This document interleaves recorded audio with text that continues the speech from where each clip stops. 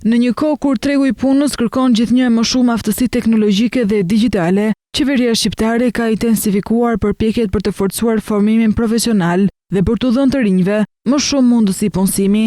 Një nga këto nisma është programi i kodimit, që synon të përgatisë gjeneratën e ardhshme të zhvilluesve të teknologjisë. Programi ofron kurse falas në fushat më të kërkuara të IT-s, me mbështetjen financiare të plotë nga shteti shqiptar. Ky program është pjesë e strategjisë më të gjerë të qeverisë për të nxitur rritjen e punësimit dhe për të përgatitur fuqinë punëtore për tregun modern të punës, jo vetëm brenda vendit, por edhe në tregun global të teknologjisë. Por cilat janë hapat se si duhet të aplikohet? Aplikimi është i thjeshtë dhe online përmes portalit e-Albania. Qytetarët duhet të identifikohen si qytetarë në këtë portal dhe të kërkojnë shërbimin, aplikim për kursin e formimit profesional me mbështetje financiare, të zgjedhin opsionin aplikim i ri, të përzgjedhin një nga kurset dhe qendrën më të afërt të trajnimit. Pas dorëzimit të aplikimit, qytetarët do të njoftohen me email nëse janë pranuar dhe për hapat në vijim. Programi i kodimit është një nga mbi 40 kurset e formimit profesional që ofrohen sot në Shqipëri në qendra të specializuara